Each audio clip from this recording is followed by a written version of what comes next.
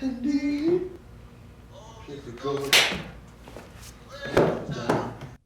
te critique ça. Critique ça. Allez, on arrive!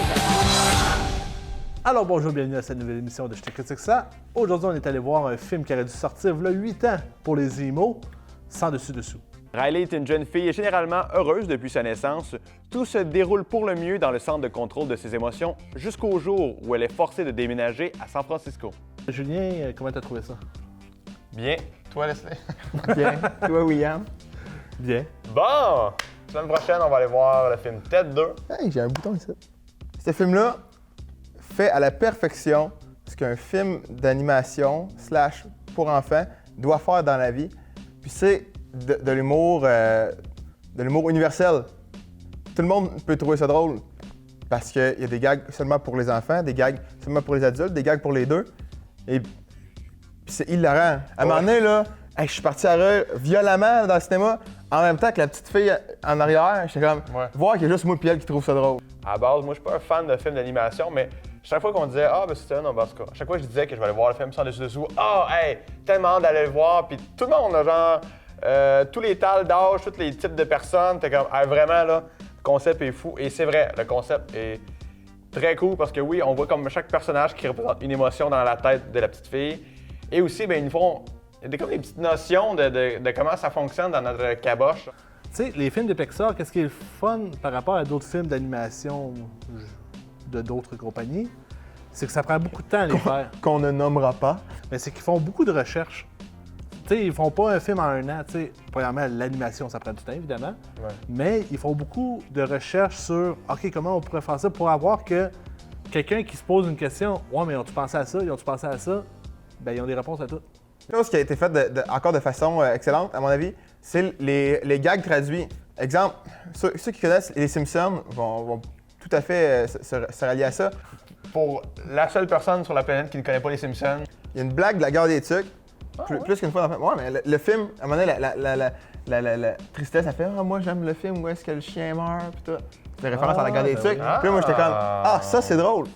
Le court-métrage avant le film avec le volcan, non merci. Donc, pour la première fois de l'histoire, on va vous inviter, si vous allez au cinéma voir le film, à arriver en retard. Parce que souvent, Pixar fait ça, des petits courts-métrages avant le film. Qu'est-ce qu'ils font avec ces films-là? C'est qu'ils font des essais hyper Mais réalistes. ça excuse pas que c'est complètement ennuyant. ouais. La petite fille en haut, elle s'en calissait. Caliste, je veux mon vrai Ah, film! fuck ce film-là! I don't love you!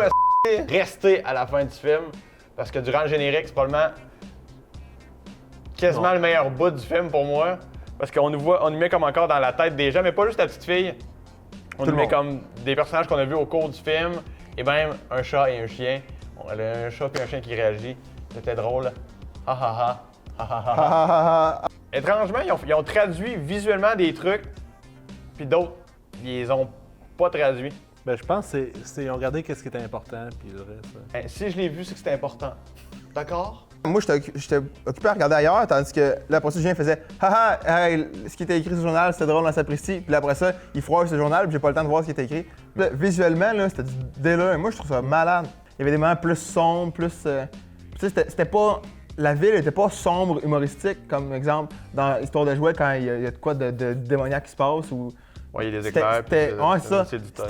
C'était legit, sombre, inquiétant.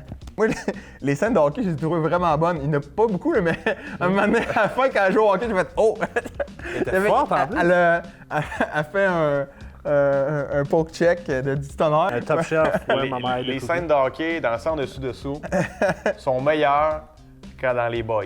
L'affaire que j'ai remarqué, là, c'est que toutes les têtes de toutes les autres personnes, les personnages, les bonhommes, dans le fond, sont tous habillés comme la personne, sauf dans la tête à elle. Ben, mais je vais te compléter. Même elle, c'est tout comme des gars, des filles, tout ça. Mais mettons, dans la tête du père, la tête de la mère, c'était comme, OK, tous des gars, toutes des filles. Puis moi, je pense que ça dépend de la façon de penser de la personne, de la façon... Tu sais, exemple, là, puis là, on va rentrer dans des sujets vraiment qui sont tabous pour certains, puis des affaires de genre...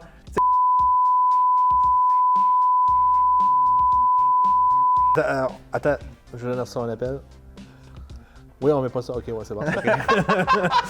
Puis ça, c'est le genre de film bon pour apprendre à un enfant certaines affaires. Ben, je pense qu'on a T'sais- tous un peu appris aujourd'hui. Hein? Ah. Il est temps maintenant de donner nos popcorn. Bon, fait que laissez combien de popcorn? 9.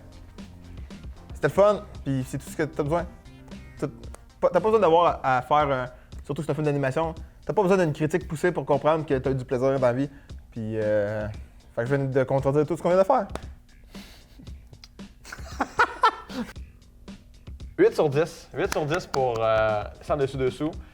Vraiment, moi, je trouve ça incroyable, tout le travail de recherche qu'ils ont fait pour nous faire découvrir comme l'intérieur d'un cerveau, la personnalité, l'imaginaire, tout ça. Je trouve ça vraiment le fun. C'est drôle. C'est pas... on nous informe, mais en même temps, on nous fait rire. Fait que c'est pas genre trop informatif, documentaire. L'histoire est pas si mal. Je trouve vraiment que donc, c'est redondant. Quand ils essaient de revenir, là, ça se rassemble longtemps. Mais l'univers, on embarque, les personnages, l'animation est super bien faite, les voix sont bien faites, c'est drôle, il y a une belle morale. Je vais donner comme Julien un 8. Ah. Et puis là, tu donnes plus de mauvaises notes. C'est ça, Pixar est reconnu pour faire des films feel-good movie. Puis je pense qu'on a eu un excellent avec ça. C'est pas dans le top des films qu'ils ont fait, par Ouais, c'est contre. C'est impossible de faire le meilleur film de Pixar parce que le meilleur film de Pixar, c'est Histoire de jouets. Sinon, pour le reste, voir la critique à Julien. Dessous, sans dessus dessous, sans dessus dessous, sans dessus dessous, sans dessus dessous. On a regardé ce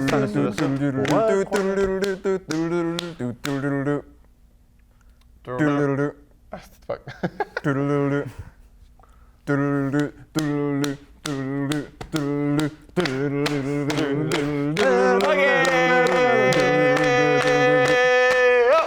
Je te critique ça.